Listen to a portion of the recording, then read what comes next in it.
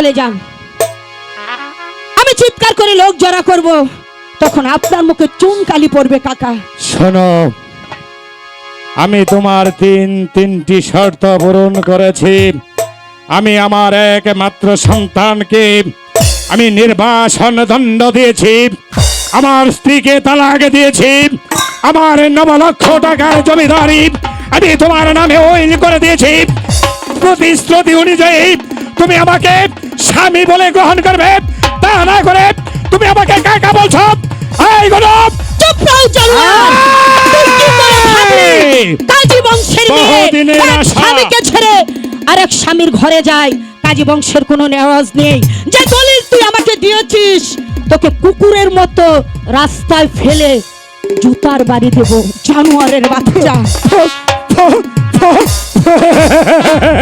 চলে যান বলছি কাকা, ভালো হবে না। চলে যান বলছি। এই, তুই আমার সব কিছু কেড়ে নিয়েছিস।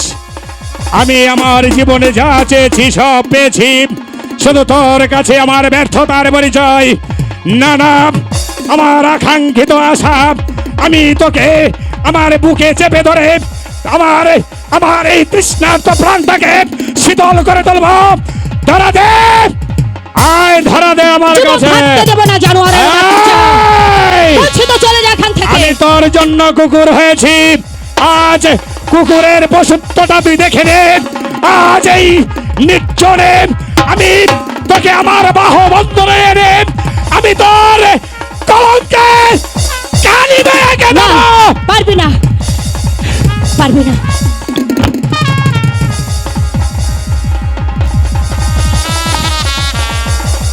আমাকে রক্ষা করো, আমার মান সম্মান তুমি রক্ষা করো।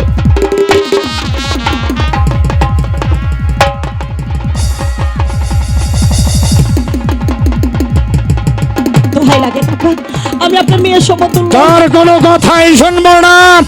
আমার জীবনের যত আশা, যত আকাঙ্ক্ষা আজ আমি এই নির্জনে পূরণ করে দেব।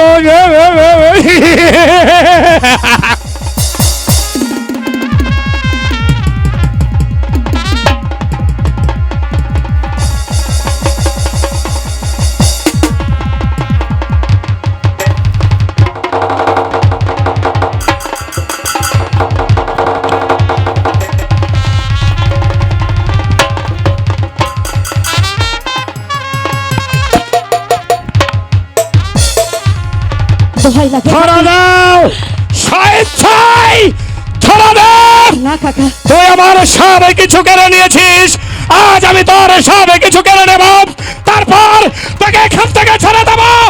আয় আয় বলছি, আয়। আল্লাহর আরশ কেঁপে যাবে, আমাকে স্পর্শ করবে না। ছেড়ে দে জানোয়ার, ছেড়ে দে।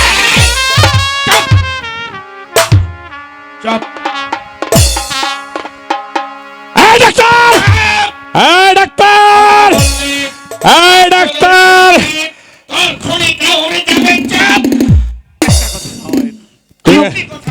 তুই আমার কাছ থেকে বহুত টাকা নিয়েছিস, তোর সঙ্গে আমার এই প্রতিশ্রুতি ছিল না। এই ডাক্তার, তুই আমাকে চিনিস না, আমি তোকে দেখে নেব।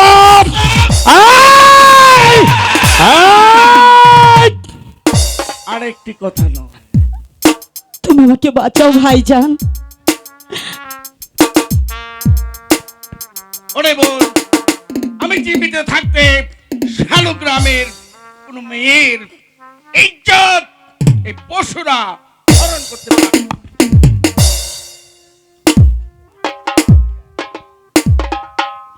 ডাক্তার,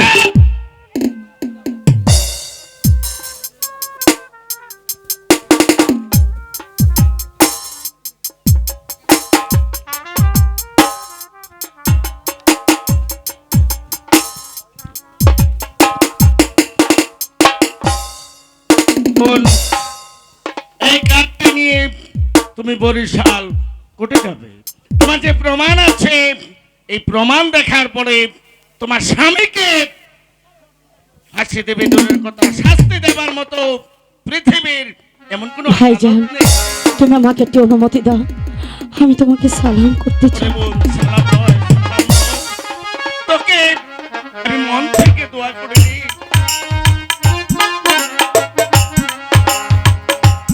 যাও বোন, শান্ত হৃদয়ে। চলে যাচ্ছি কাকা, আপনি তোমার চাচা শ্বশুর, তা বলতে আমার বুক এতটুকু কাঁপবে না। আপনি বুকার রাজ্যে এতদিন বাস করেছেন, যে দলিল 3টি আমার কাছে আছে, আমি আমার স্বামীকে নিশ্চয়ই উদ্ধার করতে পারবো। কিন্তু একটি কথা কাকা, এই দলিল দেখে আমি যদি আমার স্বামীকে এই গায়ে ফিরিয়ে আনতে পারি, তাহলে তোর গায়ের চামড়া দিয়ে আমার স্বামীর পায়ের জুতো বানাবো, জানোয়ারের বাচ্চা।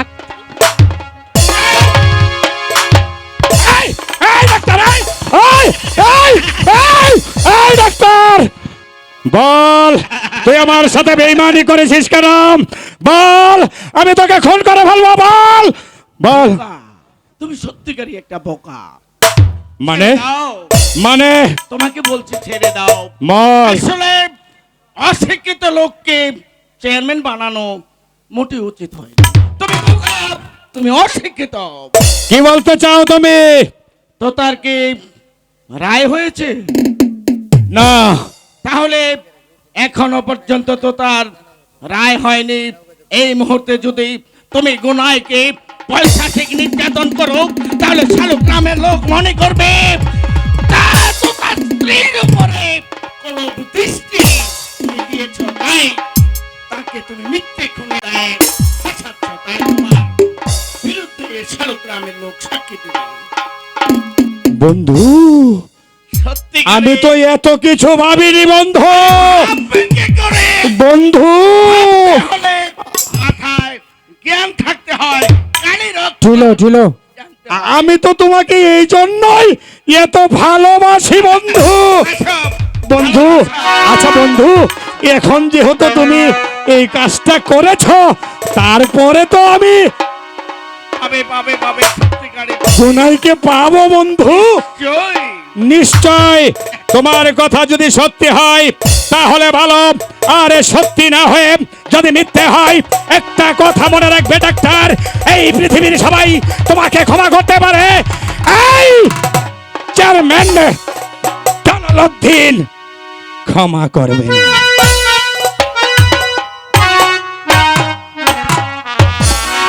ভুল জীবনে যে ভুল করেছ, আজ সেই ভুলের মাসুল একটু একটু করে দিতে হবে।